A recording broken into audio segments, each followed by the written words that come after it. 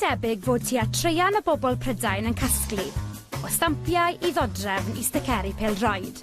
Mae'r rhestr yn ddiddiwedd. A fi yn un ohonyn nhw. Hannah Medi ydw i, a dwi wedi bod yn casglu cwpanau a soseri Tsieina o bob lliw a llun ers rhai blynyddoedd. Mae rai pobl yn meddwl falle bod fi bach yn ifanc i fod yn casglu Tsieina, ond dwi'n dwlu ar de a dwi'n dwlu ar Tsieina. Mae'n gyd ddechreuodd yn ddiddordeb i mewn Tsieina i weud y gwir, achos hi brynodd y cwpan a soser gyntaf i fi. Dyma hi. Ond heb os, hon yw'r ffefryn. Mae'r lliwiau a'r patrwn arni'n hyfryd, a dyw i ddim yn debyg i unrhyw un arall sydd gyda fi. I siopau elusennol fyddai yn mynd gan amlaf i chwilio, a dyna lle mae'r rhan fwyaf o gasglwyr eraill yn tyrru hefyd. Cyfle i ddod o hyd i ambell i drysor bach, yn ogystal ag ambell i fargen. Mae cwsmeriaid yn dod mewn i chwilio am pob math o bethau.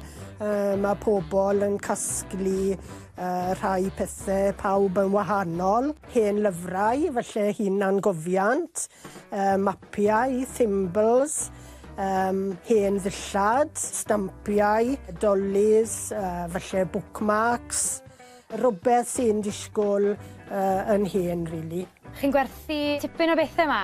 Wel, chi ddim yn gwybod beth mae pobl yn dod mewn. Ni'n dod i pethau ar y silffoedd yn bellwaith. Chi'n meddwl bydde neb a diddordeb yn dod nhw, ond falle mewn hanner awr mae'r eitem na wedi cael ei gwerthu. A ni wedi cael rhodd o 2 Feibl, rint cynta. So gas llyfrau i fe lan i Bonhams, a ceison nhw i gwerthu fyny ar auction am 1,200 o bunnau.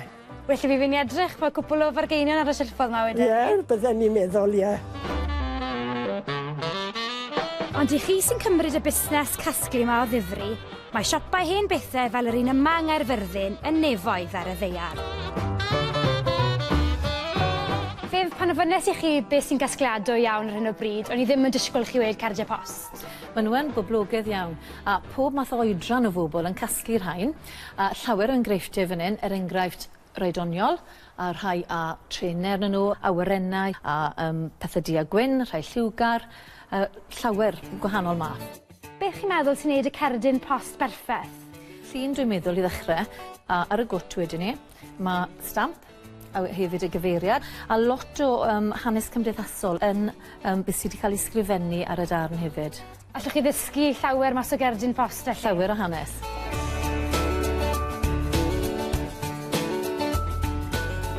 Wel, fe ni wedi cyrraedd rwle nawr, fi'n teimlo fel bod fi nôl yn y 40au mewn gegin. Mae nwyddau o'r gegin yn boblogaidd i'w casglu hefyd? Odyn, boblogaidd iawn ar y foment, enwedig pethau fel hwn, yr enamel. A fel ti'n gweld, mae'r lliw hwn yn gystal llachar nawr o oedd 50 o flynyddoedd nôl, a yn ddefnyddiol iawn hefyd. A mae dyn ni hefyd y sosbennu, a fi'n siŵr, wel, so ti'n mynd i gofio, ond fi'n mynd i gofio, mam yn defnyddio'r rhain, a mae'r rhain yn boblogaidd hyd yn oed heddi. Fi wedi cyrraedd y seithfed nef. Fef, mae yna ganodd o Tsieina anhygol fan hyn. O, maen nhw'n boblogaidd iawn. Mae llestri traddodiadol wedi cael ei hamser nawr, y willow pattern ac yn y blaen.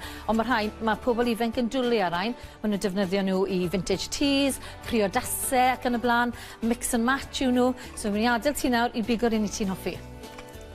Ble dwi'n dechrau? Ond allan ni ddim gadael y siop heb brynu rhywbeth bach. A dyma fe. Mae'n mynd yn berffaith gyda'r casgliad. Dwi'n gwybod bod yna lwyth o bobl arall fel fi sy'n casglu.